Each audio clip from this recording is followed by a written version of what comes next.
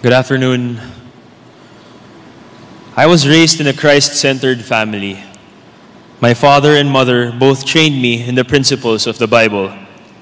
As a child, I honored my parents, memorized Bible verses, and even served in church.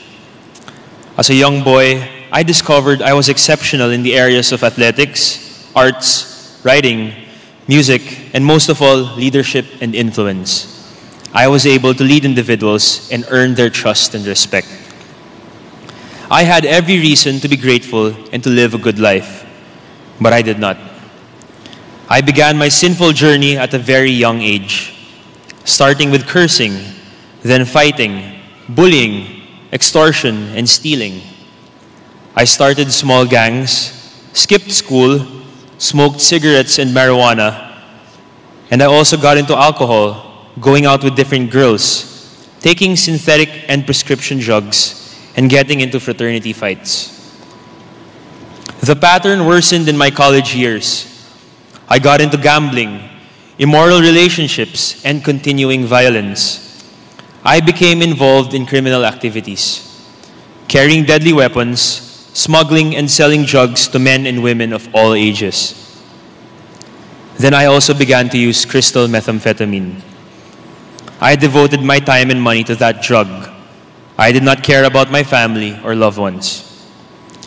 Later on, I was diagnosed to be paranoid schizophrenic and delusional. I was rendered clinically insane. I had to take psych meds, see a psychiatrist, a counselor, and enter different programs that would hopefully change me. I tried engaging in athletics, extreme sports, art, writing, and music to divert my addictions. I even tried working in Europe, hoping this could spark a new beginning. But all of those didn't work. And just as my depression kept growing worse, I was abused sexually. This made me even more angry and hopeless. Shortly after that, I got sick with a rare brain disease that caused severe headaches. I had to go home fearing I had cancer. After seeking treatment and rehabilitation, we found out that it wasn't cancer, but an infection in my brain's cranial nerve. And although the Lord had healed me from that, I still refused to turn to Him. My use of crystal methamphetamine came back with a vengeance, and I knew I was headed down a darker path. I decided to escape to my province to start a new life. But once again, the sin continued.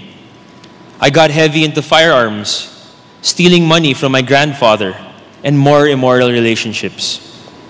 The drinking and the drugging got worse.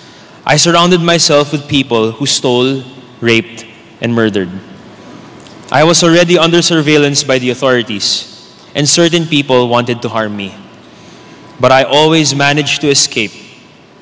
This made me feel powerful, like a god, but I still felt empty.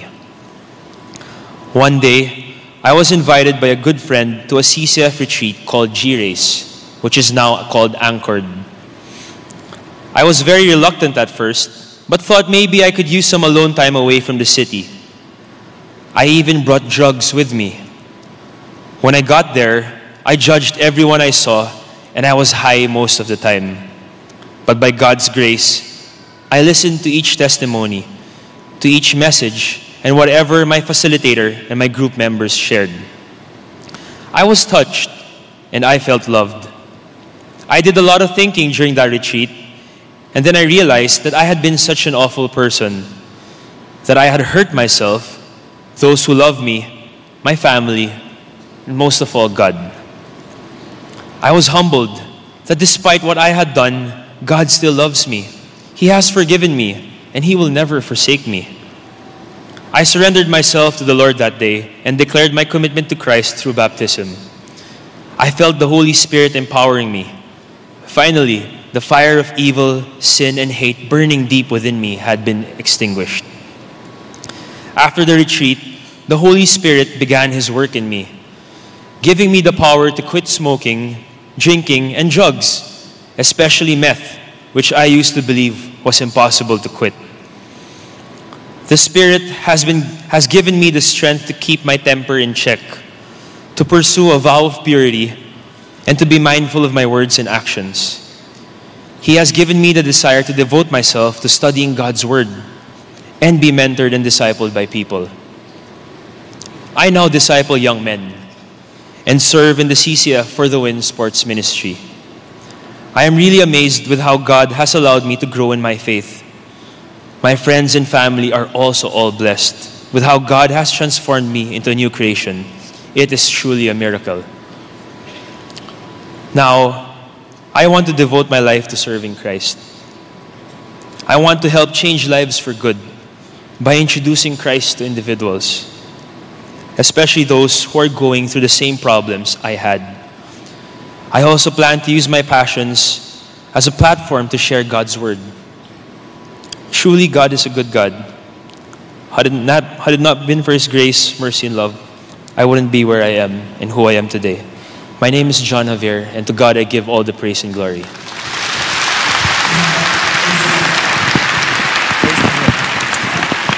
Amazing si God. Ano po, alam niyo po, ang dami natin nakita mga buhay na binago ng Panginoon Diyos. Last time we saw the people from the government, then from the young people, and of course, kanina po mga businessmen. Ito po si John. Amazing. God is truly amazing. Pwede po ba tayong tumayo and let's really join our hearts together to pray before the Lord and also to pray for John. Praise God. Aming Ama, nagpapasalamat kami ng lubos, O Diyos, sapagkat kayo nga ang Diyos na makapangyarihan sa lahat. Wala pong imposible sa inyo. Salamat, Panginoon, for the inspiration, Father God, that you allowed us, Father God, to hear John's testimony about you, about your power. Truly, Father God, you are able to do beyond what we think, ask, or even imagine, O God. And Lord, thank you for changing his life and will continue to change his life, O Lord. But I pray to also protect him, Father God, from the attacks of the evil one. Lord, I pray to cover him, Father God, with your heads of protection. I pray, Father God, to continually use him, Father God, for your glory and honor. Lord, salamat po that you allowed his experiences. He allowed you, Father, allowed him to go through whatever experiences he had, Father God, in the past, so that he can make use of those pains and hurts, O God, to reach out to others also who are suffering from the same, Father God, problems, O Lord, and struggles. Father God, thank you that you will not waste whatever, Father God, pain, whatever challenges, whatever struggles he went through, Father God, in his life, and you will use it for your glory and honor. Father God, I pray for everyone in this place too, O God. May you speak to our hearts, O Lord, that we too will experience, Father God, your grace, your Lord, your transforming, Father God, message of, Lord God, message and good news, Lord. Thank you, Father God, for your wonderful, Lord God, news, O God, that you want everyone to know that Jesus Christ came to save us and to give us a new life. Thank you, God. In Jesus' name we pray. Amen. Amen. Praise God. Thank you, John. Praise the Lord. Praise God. Ngayon po, gusto ko lamang pong hikayatin kayo, no, before we continue our study on the book of Genesis. Gusto ko kayo encourage na pag-uwi po ninyo, even after listening to the message, gusto ko i-endorse sa inyo to listen to Pastor Ricky's message kaninang umaga. Okay po? Panoorin niyo po sa YouTube o kaya sa ating website. Ito gusto ko nga talaga siya, honestly, gusto ko siya mag-share ngayong hapon. Kanya lang po, I just feel na meron din po akong gustong iambag ng kaunti na total nandyan naman sa video yan, pwede nating panoorin. Pero mangako kayo panoorin nyo, ha? Okay, thank you. Nakita ko yung mga ulo niyong tumutungo at saka yumuyo ko at pumipikit yung iba. Pero, panoorin po natin. Anyway, tayo po ngayon ay magpapatuloy sa ating pong aralin sa Genesis. And our topic, as katulad po kanina ng sinare po ni John, and we have to trust God's plan. You see, God has a wonderful plan for each and every one of us. Nakita ho natin yan even with our study last week. Di ba, naalala nyo nung pag-aaral po natin kay Jacob? Actually, we're just continuing our study on the life of Jacob. At doon sa buhay ni Jacob, nakita ho natin na bagamat tulad po rin ni John, wala ho siya, he was living in a borrowed faith. Hiram lang ho yung kanyang pananampalataya eh. Maraming tao ganyan. parang they just try to ride on. Kakanta, makikinig, magsasabi ng amen, pero they never really experience the reality of God's power. They never really experience yung Diyos sumasagot sa kanilang prayer, yung Diyos nagbabago ng kanilang buhay, hindi nila yung naranasan. Kaya ang lungkot kasi they're just living a borrowed faith. Maybe the faith of their parents, maybe the faith of their friends, maybe the faith of their relatives, but never did they have an encounter with God. Kaya ito po yung malaking challenge. Katulad po ni John, kanina kwento niya sa atin, di ba? Napansin po ninyo, siya po ay nabuhay sa isang Christ-committed family. As in, committed follower of Jesus Christ. And yet, siya mismo never experienced that until the Lord met him personally. Nagkakaintindihan po tayo. And that is exactly the story of Jacob. Si Jacob, he was seemingly godly. He was expecting God to bless him as he was trying to steal the blessing that was supposedly given to his elder brother ng kanyang tatay. Sabi niya, ito be-blessed ng tatay niya, pero kinuha niya yun. Niloko niya yung tatay niya, niloko niya yung kapatid niya. So ina-expect niya, ibe-bless siya ng Diyos. Pero itong napaganda, siya po ay, bagamat siya po ay manlilinlang, bagamat siya po ay makasarili, nung kinatagpo siya ng Diyos, doon niya lang na-realize, teka muna, God is here and I was never aware of it. Naintindihan po natin. So bakit po importante yan? Now, ito po, tingnan lang ho natin sandali. Basahin ho natin para makita natin. And behold, the Lord stood above it and said, I am the Lord, the God of your father Abraham, and the God of Isaac, the Lord which you lie. Sabi niya, I will give it to you and to your descendants. Pansin niyo po, the God of your father Abraham, the God of Isaac. Hindi pa ho siya God ni Jacob at that time. Ngayon tingnan po natin, sabi niya ganon, your descendants will also be like the dust of the earth, and you will spread out to the west, and to the east, and to the north, and to the south, and in you and in your descendants, all the families of the earth will be blessed. Sarap, no? Kung kayo kaya yung sinasabihan ng Diyos na ganito, nasasabi ng Diyos, ikaw, dadami ka. Diba? Siguro kung dalaga ka ngayon at feeling mo walang nanliligaw sa'yo, pagsabi ng Diyos, dadami ka. Uy, magkakaasawa ako. Yes! Diba? O kung ikaw'y binata, wala kang, lahat ng ligawan mo, busted ka. Biglang all sabi ng Diyos, pagpapalain kita. Lalawak ang iyong influensya sa buong mundo at marami kang magiging descendants. Parang bigla ka nagkaroon ng pag-asa, yes, magkakaasawa ko. Tama, mali? Parang ang laki ng tama natin sabay-sabay. Alam niyo kung bakit? Kasi tatandaan ninyo, si Jacob, homeboy yan. Imagine at the age of 70 plus, wala pa rin siyang asawa. Ngayon, eto siya, parang biglang sasabihan niya, tapos meron pa siyang banta na papatayin siya ng kapatid. So parang kung ikaw nasa kalalagayan ni Jacob, isipin ninyo, biglang, totoo ba to? Talaga bang dadami ako? Ibig sabihin, hindi ako mamamatay. Ibig sabihin, magkakapamilya ako. Ibig sabihin, parang alam niyo, biglang bumukaho yung kanyang mga mata. Hindi yung sabihin, kunyari parang ikaw nananaginip ng ganyan, tutulog ka, sabihin ng Lord, pagpapalain kita pa. Totoo ba yan? Parang, di ba? Ngayon, tuloy natin ha, tingnan nyo. Behold, I am with you, and will keep you wherever you go, and will bring you back to this land, for I will not leave you until, look at the words, I have done what I have promised you. Sabi ng Diyos, hindi kita iiwan, at titiyakin ko, gaganapin ko anumang pangakong ibinibigay ko sa iyo. Grabing garantya, no? Parang sinasabi niya, ito 100% guaranteed. Naintindihan po natin. Ito po. Ngayon, ito pong napaganda. Gusto ko lang kwentuhan kayo ng kwento na nabasa ko sa aklat ni John Ortberg. At ito po ay, sinulat niya sa aklat niyang, ang title po ay, The Life You've Always Wanted. Ito po ang kanyang kwento patungkol po sa kanya pong pinapastorang church sa isang membro niya. Ang pangalan po ay Denny. Si Denny po ay hindi ho masayang tao. Sobrang, yung mukha niya ho parang negatibo, parang laging may namatay. Parang lagi siyang namamatayan. Tingnan niyo yung katabi niyo. Hindi ganyan. Yung ganyan katabi niyo masaya di ba? Etong si Denny, walang kasaya-saya. Kaya minsan sabi ng isang deacon sa church, sabi niya gano'n, Denny, masaya ka ba? Sabi niya, Denny, masaya ka ba? Sabi niya, oo naman, no? Ganun pa sumagot, oo naman, no? Sabi niya, pwede bang sabihin niya ng mukha mo? Naintindihan niya, please tell that. Sabi niya, please, then tell your face that you are happy. Yun ang sabi niya, sabihin naman ng mukha mo. Kasi maraming taong ganyan, di ba? Masaya ka ba?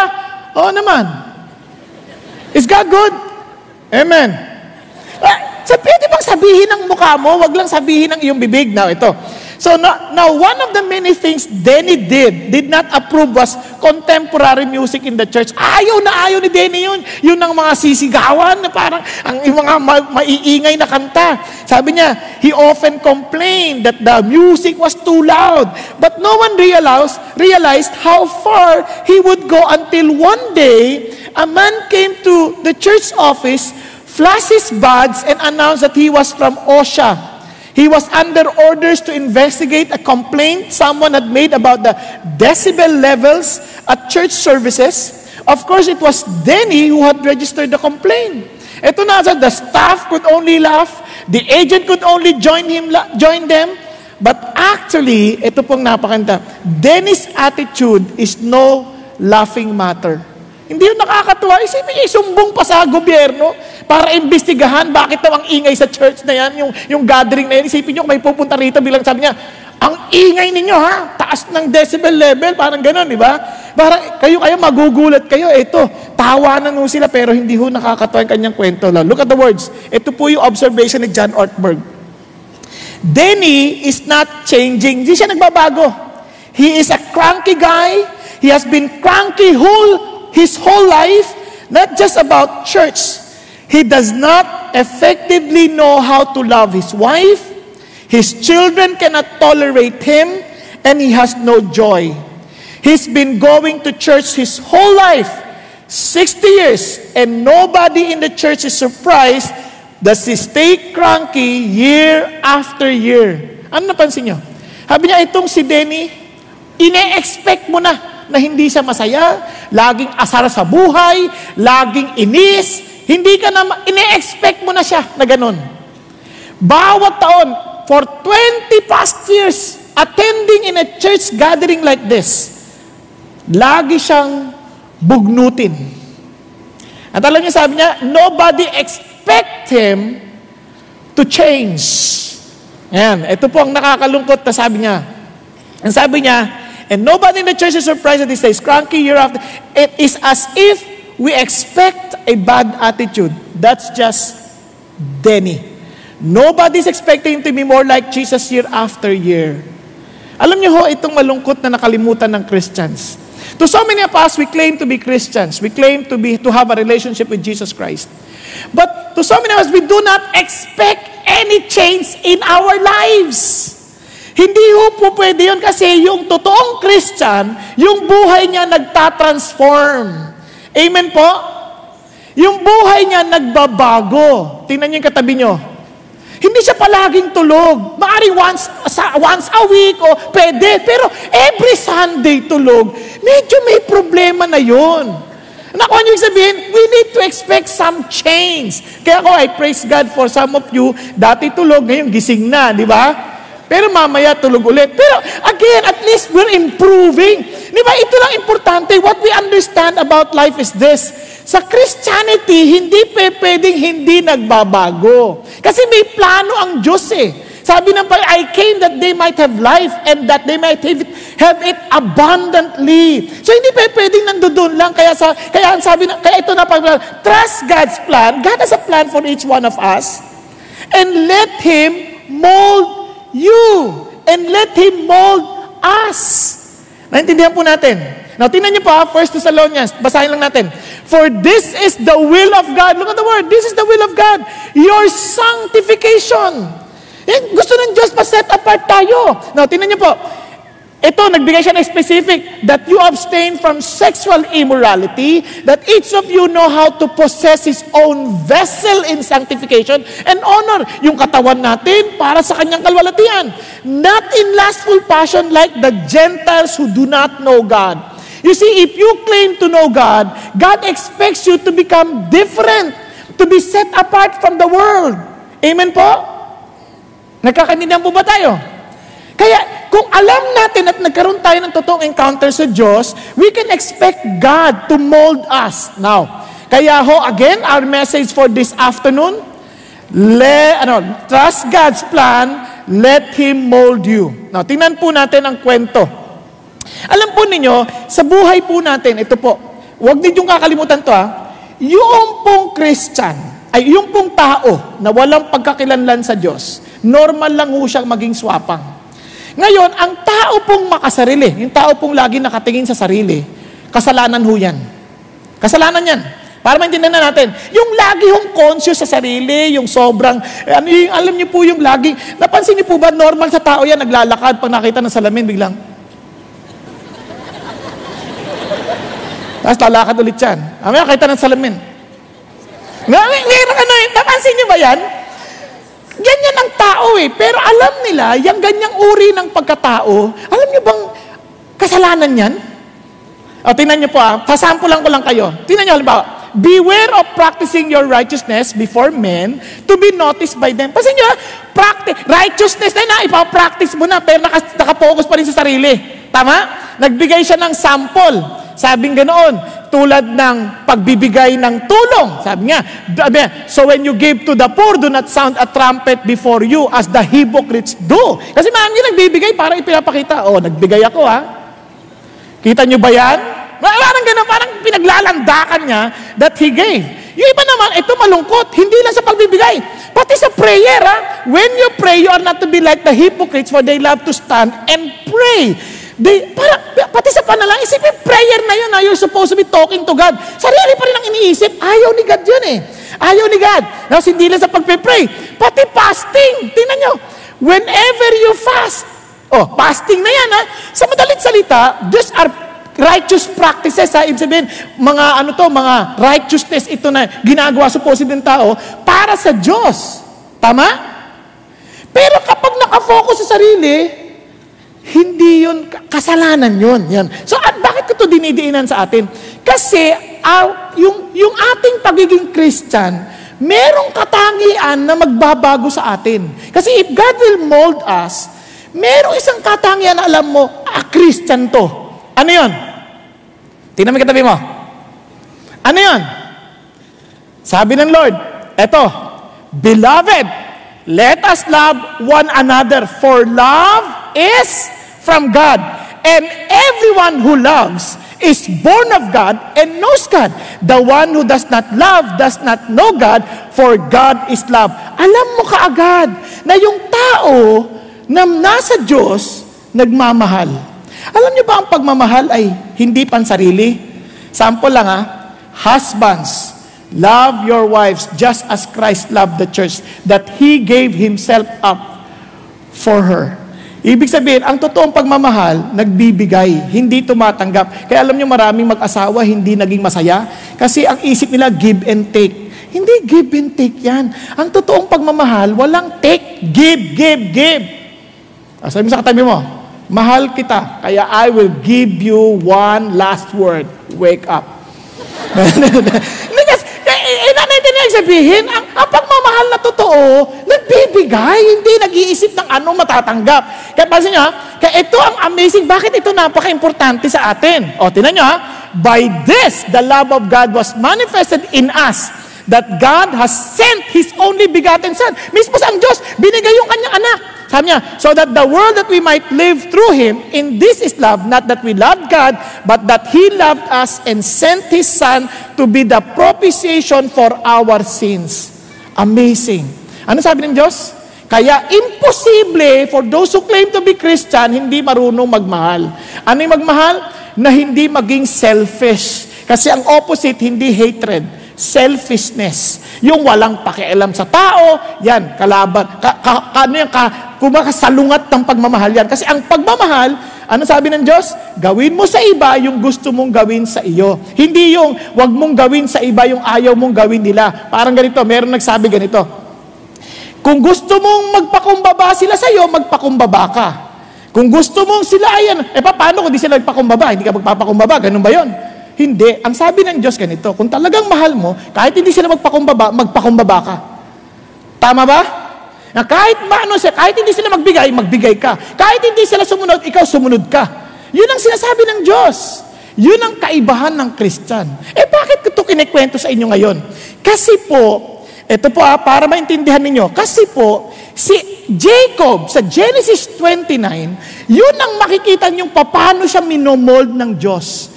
Dahil si Jacob, napakamakasarili. Alam niyo ba yun? Kaya nga ang pangalan niya sa planter, bino niyo, baby pa lang siya, ipapanganak pala, nang-aagaw na ng posisyon. Napakamakasarili. Wala pang kaisipan ha. Kinuha na kagad yung paa ni Iso. Oy. Ba't ka nauuna? Ako dapat. Di ba? Nakikipag-unahan na ng posisyon. Isipin nyo, kaya siguro yung mga midwife, tawan-tawa, nakakatawa yung bata. Ang cute ng aagaw ng paa. Siguro tuwan-tuwa sila, hindi na alam, masamang ugali yun. Minsan ganyan din naman tayo, di ba, sa mga anak natin. Ma, hindi ako nagbayad ng pamasahe. Ang galing mo, wais ka. Isa ganun pa tayo Masama yun. Di ba? Minsan, alam mo, nauna ako sa pila, nakita ko sila lahat. Tonto ako pa. Talagang bata ka, manang-mana ka sa nanay mo. Tonto ka pa. Mali nga yun Mali yun. Kaya tingnan natin sa Genesis. Tingnan niyo po yung kwento. Nakakatuwa. Now, Jacob went on his journey. Yung word na went on his journey, he was lifting his feet as in, he was excited. As in, babiyahin na siya. Alam niyo kung bakit siya excited? Kasi he received a promise from the Lord. Kung noon, takot na takot siya, this time he was so excited. Kanya lang, ito nga, sabi gano'n. And he looked and saw a well in the field. So habang nagbabiyahe siya, malayong biyahe yan Hindi yan overnight. Tatandaan niyo kung 80 miles yun, matagal, mga 750 kilometers. Ang layo ng biyahe nun. Para ka naglalakad mula Maynila hanggang Apari. Nai-imagine ninyo? Kung gaano kalayo? Ang layo niya, tingnan nyo. Sabi niya, and behold, 3 flocks of sheep were lying there beside it, far from the well, and they watered their flocks. Now the stones on the mouth of the well was large. Ngayon, sabi niya, and all the flocks were gathered there.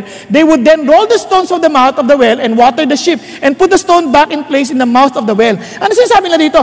Ito daw may mga nagpapastol ng tupa. Dami-dami. Sabi niya, doon sila nakaabang sila. 3 grupo yan, nakaabang. At bubuksan lang yung well kasi siguro iningatan nila yung tubig na yon. Parang pinag-iipunan ng tubig para sa mga tupa. Ngayon, sabi niya, doon ang inabutan niya. Tapos sabi niya, mga kapatid, taga saan kayo?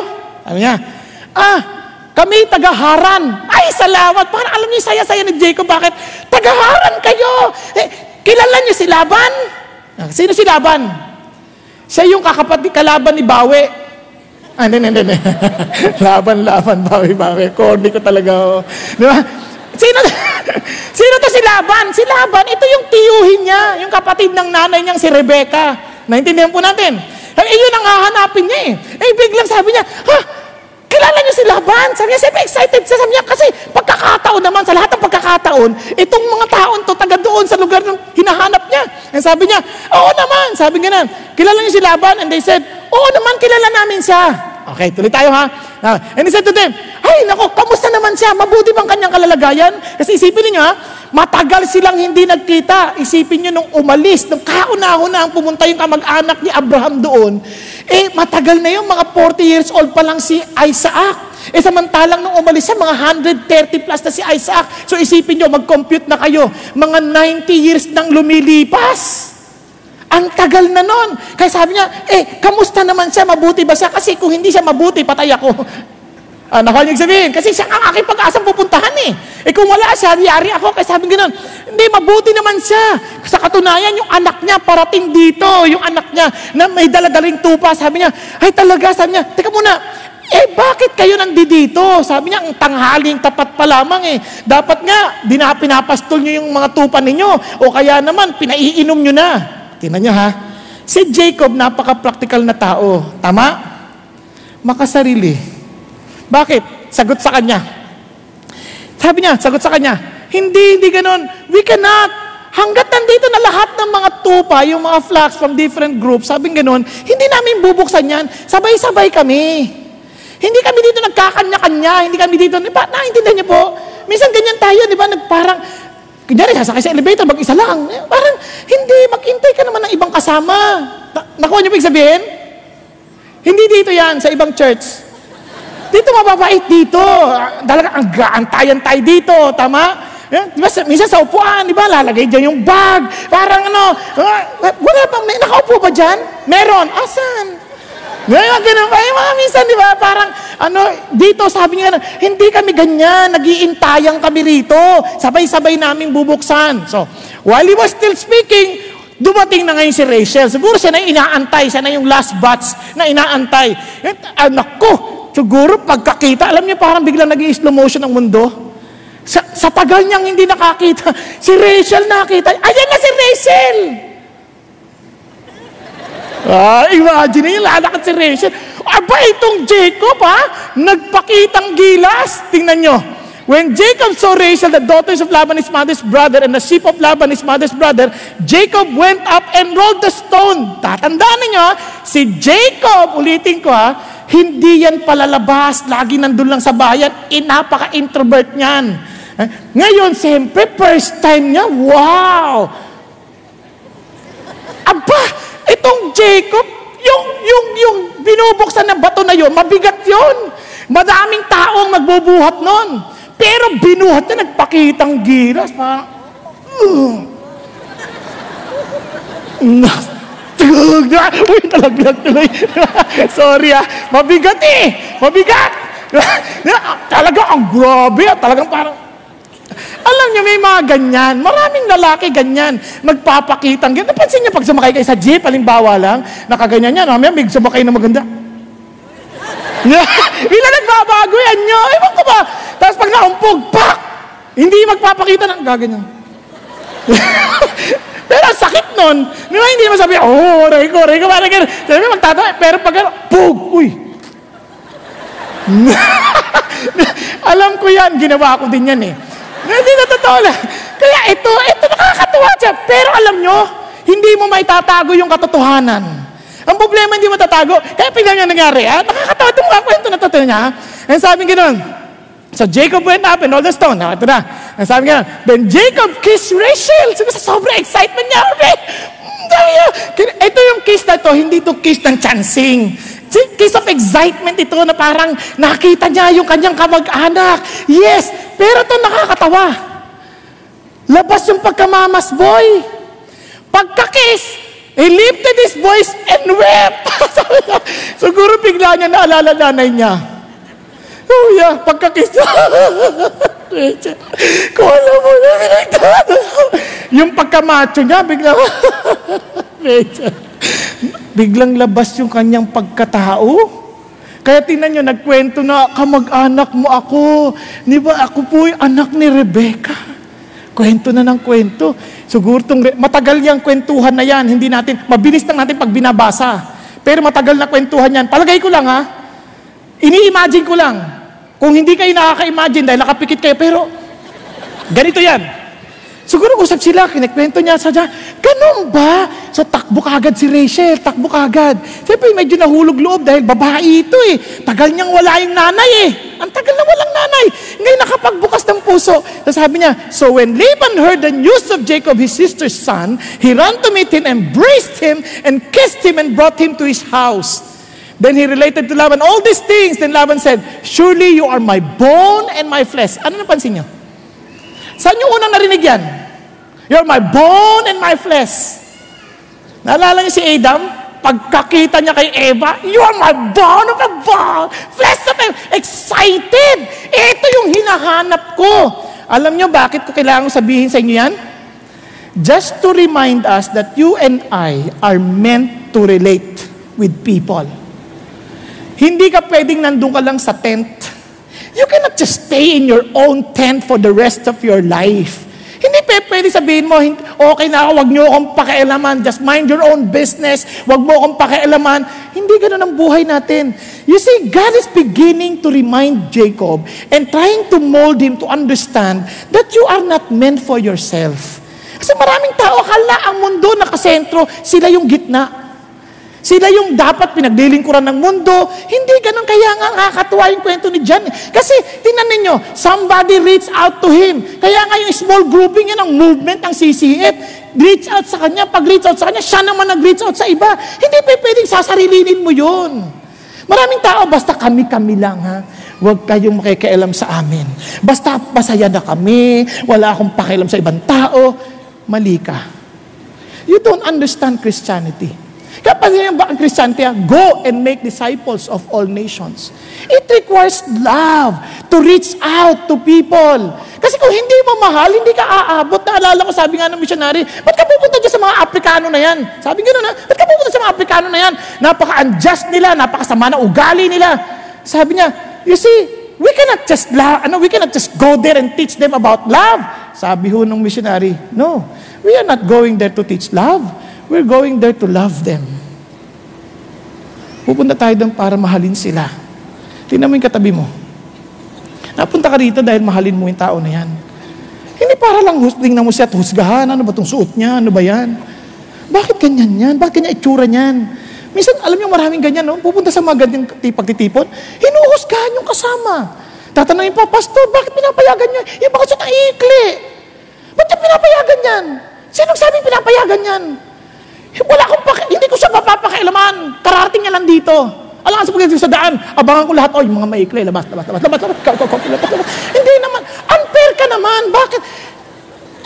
Sa kanya hindi maikli yan eh. Yun ang kinalaki niya, malay mo. Nung pagdaan niya dyan, inaabot siya ng baha, umikli na lang. Ano ka ba? Ba't kasi dyan ka nakatingin? You're not supposed to be looking at her legs. Look at her as a person. Naintindihan yung sabihin? Minsan, lahat tinitingnan pati yung pagtaas ng kamay. Uy, bakit kita yung pusod? Ano ka ba? Wala ka bang pusod? Bakit tinitingnan mo yung pusod ng iba? Hindi ka dito para husgahan ng ibang tao. Dito ka to reach out and love them. Amen? Pati pagpunta mo sa D group, ganun din. Don't look on what you can get from the D group. You're there to contribute to your group. Because that's our design. We're designed to love. Amen po ba? Now, tuloy tayo.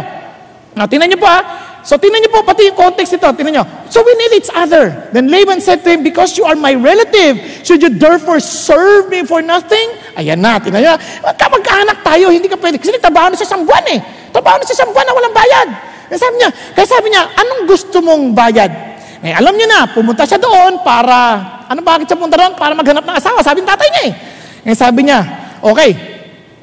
Anong ginawa niya? Sabi niya, now Laban had 2 daughters. The name of the older was Leah, and the name of the younger was Rachel. And Leah's eyes were weak, but Rachel's wife was beautiful and form and face.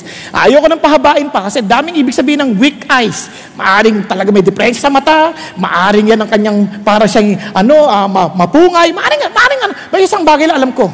Hindi kasing ganda ni Leah si Rachel. Para mas maganda yung pagkakaintindi natin, si Leah pangit. Naintindihan natin? Hindi ka ibig-ibig sa mata ni Jacob. Maaring maganda siya sa ibang mata, pero sa mata ni Jacob, hindi siya kaibig-ibig kumpara kay Rachel. Si Rachel, kasi pangalan pa lang. Si Leah. Ang ibig sabihin ng Leah, mabangis na baka. Pangalan pa lang ito, mabangis na baka, halika rito. Diba? Samantalang itong si Rachel, ang tawag, cute na tupa. Parang kapapanganak. Yung maliit na tupa. Tupitita. Parang ganyan. Grabe, cute. Di ba? Ganon ang tingin. Sa isipin nyo kagad, ang ganda nitong si Rachel kumpara kay Leah. Palagi ko, malabong, magugustuhan. Tingnan nyo ha. Pero it is amazing. This is love. The reason why God wants us to love, you know why? Tingnan nyo ha. Now, Jacob loved Rachel. So he said, I will serve you 7 years for your younger daughter, Rachel. Look at this. Yung pag-ibig, bagamat ito'y damdamin pa lang, hindi ko sinasabing tama yung pag-ibig ni Jacob. That feeling is a gift from God. But that's just an initial. Pero wala pa dyan yung totoong love. Pero iyan initial. But he was willing to serve for 7 years without pay just for the hope that one day he will be with Rachel. Grabe! Kaya anong sinasabi sa atin ng Diyos? Yung love gives us passion to live. Yung bang nagkakaroon, kaya gusto ng Diyos, matuto tayong magmahal. Kasi it gives fire. It gives fire. Pag mahal mo yung trabaho mo, excited ka tama ba? Pag mahal mo ang Diyos, excited ka sa bagay ng Diyos. Pag mahal mo yung bagay, pag mahal mo yung ginagawa mo, talagang meron kakaibang kilos, tama ba? Pag mahal mo yung pagkakaupo mo, iba rin yung fashion mo. Iba. Tingnan mo yung katabi mo, ibang-iba. Now, balik tayo.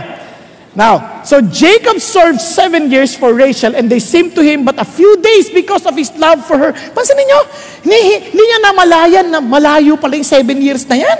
Ang tagal pala yan, pero hindi niya namamalayan. Sa totoo lang, tatandaan niyo to, ang lakbayin ng buhay ay hindi nasusukat ng kilometrahe. Hindi nasusukat ng taon. Nasusukat yan kung sinong kasama mo. Tama? Same thing with eternity. Kaya nga ang Christian life, ang pangako ng Diyos, eternal life. Bakit? Kasi hindi kaya ng panahon na sukatin at sapatan yung enjoyment na meron tayo sa Diyos. Kaya pag sinabi mo eternal life, hindi lang yung walang hanggang buhay. Kasi gusto mo ba yung buhay na walang katapusan na katulad ng buhay mo ngayon? Tingnan niyo, bigla kayo nalungkot. Isipin mo buhay mo katulad ng buhay mo ngayon. Daming problema, daming mga pinano, tapos wala nang katapusan yan, ganyan na lang. Type mo? Kaya pag sinabi ng Diyos, eternal life, isipin mo, you are with God who is perfect. Na hindi mo madiscover yung kakayong ka-perfection. Isipin niya, pag perfect yan, parang lahat ng hinahanap mo, siya. Kulang ang oras. Hindi mo mamamalayan ng eternity. Tama? Kahit tayo, paano tayo? Hindi ba tayo perfect? Ano sabi ng Diyos? He will perfect us. Kaya ang eternal life, sabi ng Bible, this is eternal life, that they may know you, the only true God, that they may know you and the one whom you have sent. That's eternity. Kaya eternity is knowing. Hindi yung knowing na alam mo, kilala mo Diyos. Hindi. Yun yung intimate relationship with God. Kaya papapansin nyo, pag sweet kayo mag-asawa, naglalakad kayong ganyan, parang, nandito na tayo. Ang bilis naman ng biyahe. Di ba? Pero kung magkaasar kayo, parang nasa elevator, parang tagal-tagal na elevator na to. Isang floor lang naman to. Tagal-tagal. Kainis na naman. Nakasama ko itong Bruna ito. Parang kaya, di ba? Alam niyo na, nagkakadin na tayo. Kaya ito, tinan niyo po amazing to. Tuloy tayo, balik tayo. Now, etong problema. Then Jacob said, give me my wife, for thy time is completed that I may go into her. Then Laban gathered all the men of the place and made a feast. Tapos na yung 7 taon. Tapos na. At tatandaan nyo, yung sagot ni Laban, walang yes. Ang sabi niya, mas mabuti pa nga ako, ibibigay ko yung anak ko sa'yo. Anak ko sa'yo. Hindi, general, matalino tong Laban na to. Tatandaan nyo si Laban. Ang kapatid niya, si Rebecca, yung nag-isip ng panloloko sa asawa niyang si Isaac. Kaya itong pamilya na to, sanay ito sa panloloko, Ito ay mag-anak na malilinlang. Nagkakaninan tayo. Kaya si Jacob to, wala to, bagito to si Jacob. Si Jacob, nakapanloko sa tatay, coaching ng nanay yon. Kaya wala yan, wala to si Jacob, mahina ito kumpara sa tito niyang si Laban. Kaya wala siyang kalaban-laban. Nagkakaninan tayo. Then sabi niya, ngayon ginawa ni Laban, nagpista. Siyempre, pagpista, pagkasalan, matagal yan linggo yan hindi yan isang araw lang baka nagkakamali kayo sa Israel, matagal yung mga pista-pista na yan, matagal, 7 araw na yan, inuman yan. Tandaan nyo, di ba, nung nagkasalan sa Kana, may alak, nalala nyo? Kasi yung alak kasama sa pagdiriwang nila yan. Nako, medyo tama na siguro si Jacob. Ito na, pagpasok na in the evening, he took his daughter Leah. Tandaan nyo, nakakita na ba kayo ng mga suot nila na puro nakatakip ang mukha? Yung nagpapapicture, mata lang nakikita. Hindi mo makilala sino sila, tama ba? Ganyan yan, ang dami yan. Kinuha niya na si Leah and brought her to him. And Jacob went into here to her. Siguro habang nung gabi, Rachel. Itong Leah, di sumasagot. Imposible, hindi nagsasalta si Jacob, no? Lasing na nga, sabi, Rachel ng buhay ko. Itong Leah. May conspiracy dito, palagay ko lang. Walang sinabi sa Bible, baka hanapin nyo sa akin Hindi ko dinadagdagan. I'm just trying to imagine. Okay? Ganyan ako magbasa kasi ini-imagine ko, nilalagay yung sarili ko doon. Parang, eto na. Dami konti. Sabi niya, so it came about in the morning that behold, it was Leah. Sabi niya, kawawa. Alam niyo bang napakaraming tao ganyan? Ang dami nating hangad sa buhay. Pag ito nakamit ko to, panalo na. Paggising mo, Leah lang din. Tama?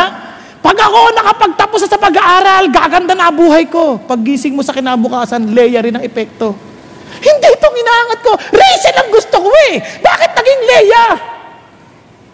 Pag-isipan niyo.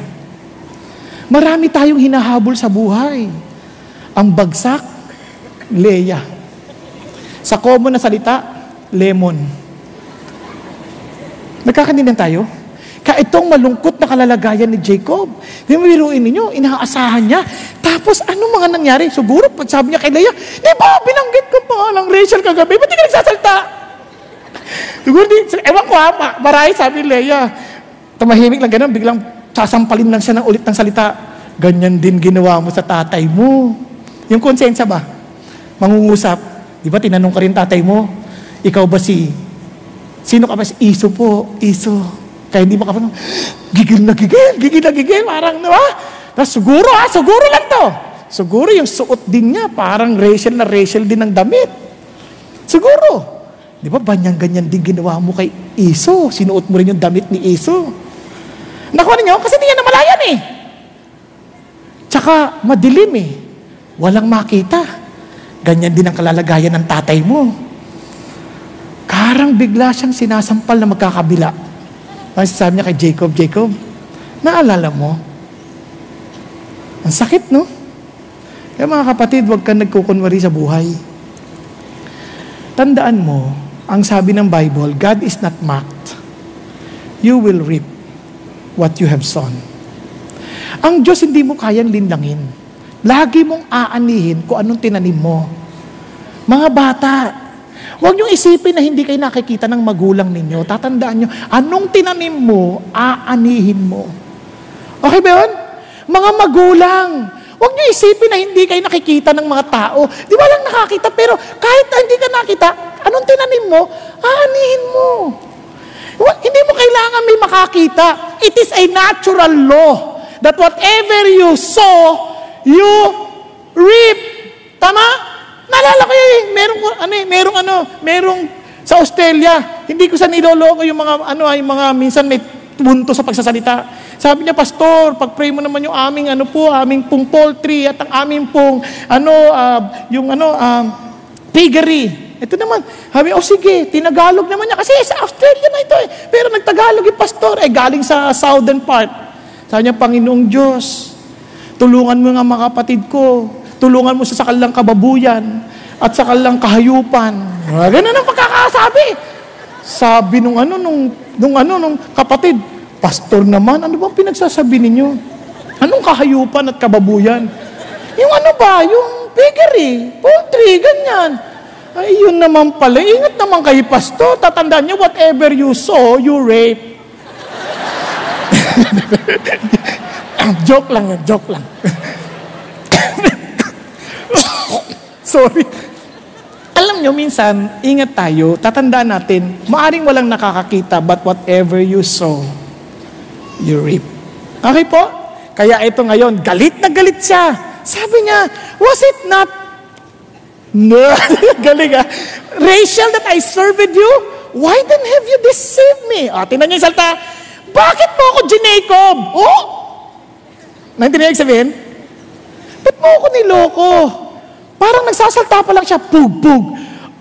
Bigla sabi niya, hindi mo naintindihan. Sa practice namin dito, maaring palusot lang to, yung bata hindi pwedeng ikasal doon sa nauna. It is one way of saying, I cannot bless the younger without first blessing the older, the firstborn. Nako nyo? Kaya biglang tahimik na naman yung Jacob. Bakit? Remember, conscience na to Remember what you did to Esau? Kaya wala siyang choice. Bigla siyang sabi niya, complete the week for this one, and we will give you the other also for the service which you shall serve with me for another 7 years. Jacob did so and completed her week, and he gave him his daughter Rachel as his wife. Imagine 14 years ka maglilingkod. But again, love will help you to persevere. But not just the love that he had for Rachel. This time is beginning to see the love of God. Bakit? Ba't ko nasabi yun? Kasi tingnan ninyo. Sabi sa Hebrews, and you have forgotten the exhortation which is addressed to you as sons. My son, do not regard lightly the discipline of the Lord, nor faint when you are approved by Him. For those whom the Lord loves, He disciplines. Alam niyo, magugulat kayo if you read further, nandoon ay usapan tungkol kay Esau. Parang nasa isip na nung writer yung dugtungan. Pagdating niya sa 17, don't be like Esau, who was immoral, who was profane. Maybe when he was writing that particular thing, he was also remembering Jacob and Esau. Nakuha natin? Kasi sabi niya, kaya he's courteous every son whom he receives. Dahil kung anak ka ng Diyos, for sure, you will be trained, you will be disciplined, you will be molded in the way that God wants you to be. Kaya magtataka kayo, bakit kung kailan ako Christian dati, pag nandadaya naman ako, di ako nahuli. Ngayon, bakit nahuli ako? Bakit naghihirapan ako? Kasi mahal ka ng Diyos. He doesn't want you to continue with sin. He wants to mold you to become like Christ. He wants you to be loving, not thinking about yourself. Kaya kabahan ka when you are compromising, you're not doing anything, or you're practicing in sin, na parang walang nangyayari sa'yo, maybe you do not really belong to Jesus Christ. Maybe. Kaya sabi ng Bible, kahit sa 1 Corinthians, magugulat kayo, sabi sa Bible, ano sabi niya? Kahit lang doon sa communion na lang, sabi niya, some of you are weak, some of you are sick, some of you are asleep. Hindi yan, yung tulog na yan, hindi yan. Yung tulog dito, patay. Pag di ka nag-iingat, magtutuloy-tuloy ka din. Ay, hindi ikaw. Nakuha natin? Friends, itong punto ng Diyos. Pag mahal ka ni God, ititrain ka niya. Ititrain ka niya. Ako nakita ko yan na, alam niyo po, minsan, nanghiram ako ng sasakyan. Mayabang po ako mag-drive kasi dati po akong jeepney driver Napakita ko yung galing ko. Mahaba ho yung sasakyan. Alam ho ninyo, parang gusto kong patunayan magaling ako, bigla akong talagang nakikipag-gitgitan akong ganyan. Tapos sabi ko, dati yatang driver to, parang ganyan. Alam nyo, di ko maintindihan. Noon wala namang nangyayari sa akin pag ganyan. Eto, bigla na lang, dumikit yung side mirror nung katabi. Ang haba! Dumikit, kitang-kita mo yung itim na makikita mo sa sayo. Tapos ito malungkot, nandun yung may-ari. Nasa doon ka, Panginoon, bakit naman nangyari to? Pero siyempre, kunyari, cool ka lang. Wala yan. Pero sa loob, para nagkatatakbuhan at nagkakarerang kabayo sa dibdib mo. Tapos alam nyo, iyak ako sa Diyos, Lord, wala po ako ibabayad. Wala akong pagpapagawa ng sasakyan na ito. Nung panahon na yon, sabi ko, Lord, patawarin ninyo ako. Nagsisisi na ako, Lord, patawarin niyo ako. Sabi ko sa may-ari, iuwi ko muna, papagawa ko lang. O sige. Iyak ako, nag-iisip na ako, paano kayo gagawin to? Hindi ko alam. Ano kaya? Siyempre, may kulay yan Sabi ko, Lord, nagsisisi na po ako. Nilinis ko ngayon yung sasakyan bago ko dalhin sa talyer. Biglang nabura. Yung pala parang rubber lang yung nanikit. Sabi ko, hallelujah! Hallelujah! Doon ko naintindihan. Alam niyo ho, God is really there to train you. And He is merciful, yes, but He will train you. Yung struggle of pain, of na parang iniisip mo nakakahiya, laking training. Kaya nung susunod drive ako, hindi ako, relax lang. Alam mo, iba na nga yung driving ngayon, ano? Iba talaga tulad noon. Bigla ka nagpakabait. Kasi, bakit? Kasi si God, gusto niya maayos ang puso mo. Kaya sabi ng Lord, kasama yan sa 7 things that God hates. Haughty eye. Pride. Di ba? Kasama yan Kaya, sabi ng Lord, trust me. Trust my plan for you. I will mold you into the kind of person that I want you to be. Kaya yung love helps you to persevere because it reminds you of His love and it reminds you of your love for others. Amen? Now, tuloy tayo. Mabilisan na lang. Now, tingnan po natin. Now, hindi lang po. Ito, mabilisan lang. Love pleases God. Why did I say that? Tingnan ninyo Now, the Lord saw that Leah was unloved, and He opened her womb, but Rachel was barren. Leah conceived and bore a son and named him Reuben, for she said, because the Lord has seen my affliction, surely now my husband will love me. Si Jacob, hindi niya mahal si Leah. Kasi nga, parang, alam niyo yung tawag diyan, parang pikot. Alam niya, parang pikot. Parang na-pray up ako dito Kakainis naman to. Kaya tuloy, ito naman ang amazing si God, tinutulungan niya rin si Jacob. Nagkaanak ngayon. Kaya pangalan, Ruben. Bakit? Nakita ng Diyos ang pighati ng aking puso.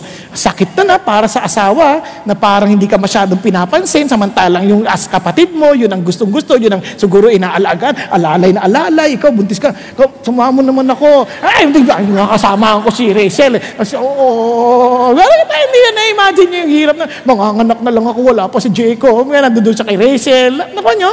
Ito. Tapos mamaya amazing! Nanganak na naman! Because the Lord has heard that I am unloved. So, iyak siya ng iyak, Lord. Yung asawa ko, di ako pinapat. Di ako mahal. Iyak siya na iyak. Pinakinggan siya ulit ng Diyos. Binigyan na naman siya ng anak. Pangalan, Simeon naman. Ngayon, si conceive again. And Borasan. Ito nakakatawa, no? Hindi siya mahal ni Jacob, pero buntis ang buntis, ha? Napansin niyo ba yun? Salbahe ito si Jacob, no? Parang gamit ng gamit.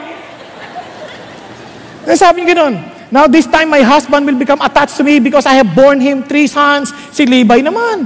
Tapos, again, nakakatawa. And she conceived again and bore a son and said, this time, I will praise the Lord. Therefore, she named him Judah. Then she stopped bearing. Tumigil na. But, ano sinasabi ng Diyos dito? Kasi gusto ng Diyos, nagmamahal tayo. Siya mismo tumutulong na. At ito ang mali ni Jacob. At first, he was motivated because of Rachel. But he was wrong. Because he was just looking at the external of Rachel. He was not looking at the plans of God. Hindi niya alam na may plano ang Diyos kay Leah. Kasi yung paglalabasan ng binhi ng tagapagligtas na magiging pagpapala ng buong mundo, dadaan kay Leah, hindi kay Rachel. Nagkakanin tayo?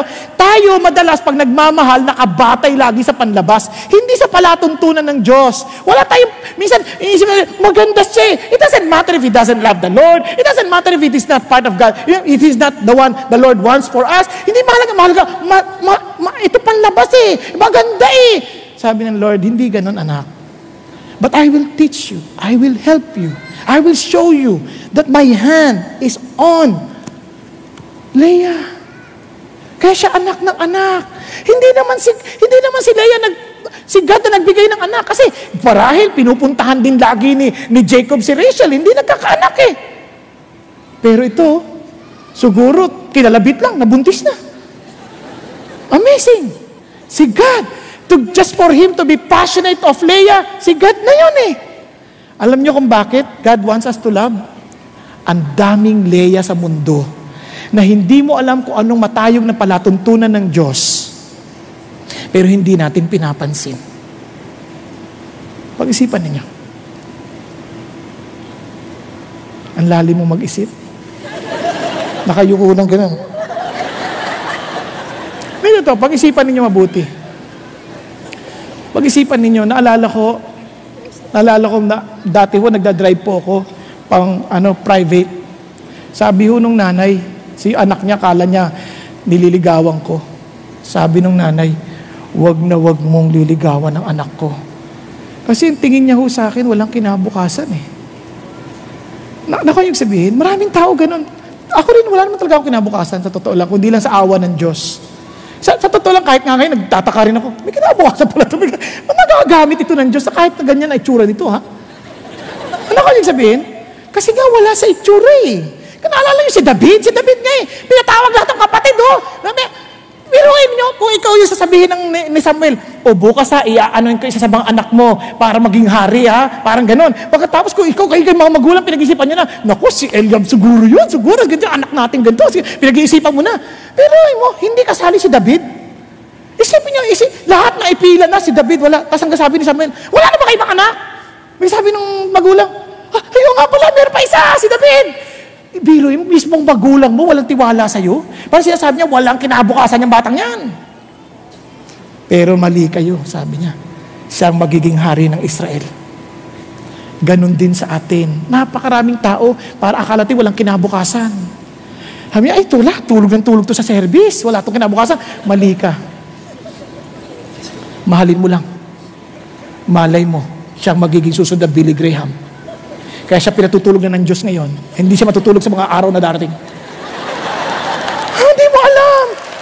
Hindi mo alam. Huwag mong husgahan sa panlabas mong nakikita. Nakuha ninyo? God has a greater... Don't even judge yourself and think, God has no program for me. You're wrong. You're wrong. God has a great plan for you. If you will just cooperate, if you will just walk with Him, if you will just learn to listen and allow Him to mold you and say, Lord, whatever you want me to become, I submit. I submit. Hindi pa natin makikita yung buong kwento ni Jacob. But at least in the process, makita nyo, oo nga no, ang daming Leah sa mundo. The reason why God wants us to keep on loving people because He wants to reach out to Leahs of life where the seed of the future blessing is planted. Hindi mo alam. Hindi mo alam. Ang anak mo, anong tingin mo sa kanya? Do you really see him as a gift from God? Maaaring sabi mo, hindi naman siya matalino eh. Yun din ang tingin ng tatay ko sa akin. Maniwala kayo sa akin. Ang tingin niya, mga kapatid ko, tatalino pagdating sa akin. Bakit siya pa? Sa lahat pa, isipin niyo, junior ako ha. Junior. Kasi nung baby, alam mo yung mga magulang, uy, cute, gawin junior yan. Ano gano'n? Nagbago mo ka. Tapos sa eskwelahan, hindi magaling. Paano mo naman tutulungan yan? Sabi niya, parang walang kinabukasan. Pero mabait ang Diyos. Hindi ko hinagap na makakapagsalita sa harapan ninyo. Can you ever imagine a tricycle driver preaching before you?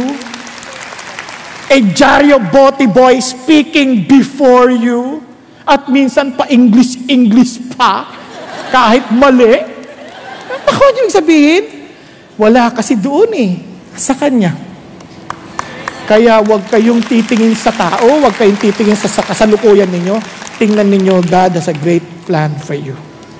God has a great plan for you. Let me end with this video. Alam nyo, may itong batang ito, nagkaroon po ng hindi magandang pagkakagamot sa kanya, nabulag po siya, at naging parang animal kung kumilos, parang nagkaroon siya animal, quote-unquote, instinct na tinatawag, napaka-wild. At mayroong isang babae, suko na lahat may isang babae, tsinaga siya. Panoorin ninyo. Si Helen Keller, kilala nyo? Tingnan nyo lang isang portion, na parang akala walang kinabukasan. Ayan W-A-T-E-R, water. It has a name. W-A-T.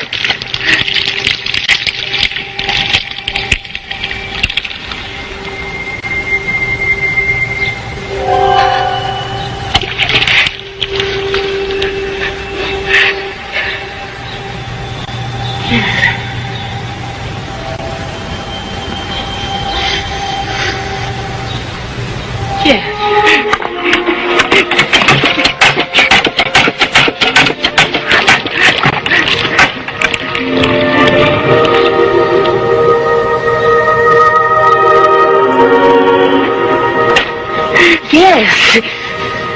Oh, my dear.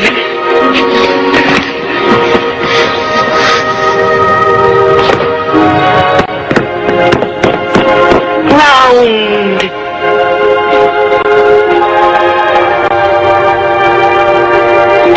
Yes.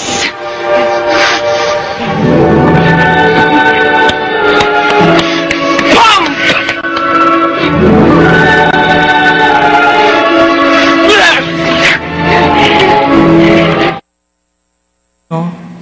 Bingi na siya, bulag pa.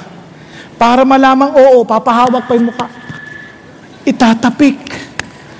At alam niyo nangyari? Graduate ho yan. Kung tama ho yung memorya ko, summa cum laude. One of the most brilliant mind during her time. Helen Keller. Tsinaga ho ni Anne Sullivan. yung nurse. Minahal. Kasi mayroon palang matayog na palatuntunan ng Diyos. Tulad din ni Leah, tinanin niyo po, I will end with this verse. And Abram was the father of Isaac. Sabi niya, and father of Jacob. And Jacob the father of Judah. Sino si Judah? Ang anak ni Leah. Nung sabi ni Leah, Lord, hindi na ako naghahanap ng pagmamahal sa asawa ko. Ang gusto ko na lang, purihin ka. And sabi niya, that's it. The moment you release and surrender yourself, there you will understand that God is molding all of us for His greatest plan for you and for me. Amen? Tayo po lahat ay yumuko sandali at pumikit. Thank you, Jesus. Thank you, Lord. Kapatid, ano mang pinagdadaanan mo sa buhay, sabi ng Diyos, trust His plan. Let Him mold you. Don't follow your own instinct. Don't follow your preference. Follow God. And He will bring you to the path that will cause His blessing to be fulfilled in your life. Kapatid, hindi tungkol sa mga nakaraan mo na hindi ka na magbabago. Hindi ito sa mga sa kasalukuyan mong karanasan. Ang tanong, are you willing to give your life to Jesus and say, Lord, I want to praise you. I want to bring honor to you, but I know I cannot. I cannot love the way you want me. It is only by your grace. It is only by your Son, Jesus Christ. Kaya Panginoong Jesus, I give my life to you. I surrender myself to you. Let me love that will bring passion in my life. Let me love that I will persevere. Let me love that the love that comes from you, that I will please you moment by moment. Thank you, Jesus. Thank you, Lord. Panginoon, inihingi ko po na ang bawat isa sa amin, tanggalin niyo po ang Panginoon ng lambong sa kanilang mga mata nang makita nila, Panginoon, ng matayog ninyong palatuntunan sa kanilang buhay at sa buhay ng bawat isa sa amin. At gayon din sa buhay ng aming mga anak, buhay ng aming kapatid, buhay, Panginoon Diyos, ng mga tao na kapaligid sa amin. Ang nang makita namin ang palatuntunan niyo higit na mas mabuti kaysa sa sarili naming palatuntunan. Ang paraan ninyo higit na mas mabuti kaysa sa aming sariling paraan. Maraming salamat po, O Diyos, sapagkat kayo ang buhay at makapangyarihang totoo. Sa iyo po namin ipinapasakop ang aming mga pamilya at ang bawat, Panginoon, aming nakakasalimuhang tao. Na tunay, Panginoon, kami po'y maging halimbawa ng pag-ibig na nagmumula sa inyo. Sa ngalan ni Kristo Jesus, ito po ang aming dalangin. Amen at amen. God bless you all. Amen. Let's thank the Lord for His goodness. Let's also praise the Lord because He has a wonderful plan. Sabay-sabay po tayong kumanta. Let's thank the Lord. Let's continue to celebrate because our God is good. Amen po ba? Thank you, Lord. Thank you, Lord. Thank you, Lord. Here we go. My Savior, Redeemer, lifted me from the miry clay. Almighty, forever, I will never be the same, 'cause you came near. From the everlasting to the world we live, the Father's only Son. You live, you died, you rose again on high. You opened the way for the world to live again. Hallelujah, for all you've done. You live, you died, you rose again on high. You opened the way for the world to live again. Hallelujah, for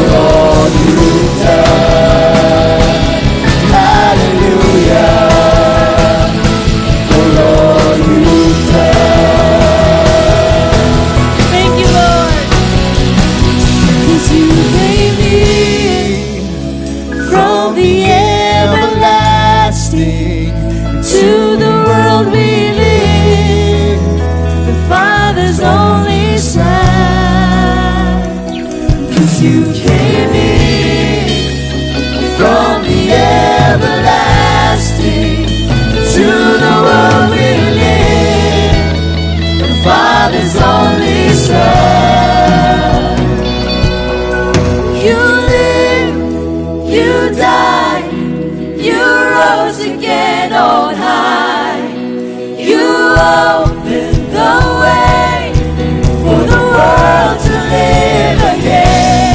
Hallelujah, for all you've done. You lived, you died, you rose again on high. You opened the way for the world to live again. Hallelujah, for all you've done. Hallelujah, for all you've done. Hallelujah, for all you've done. Have a blessed Sunday, everyone. God bless you po.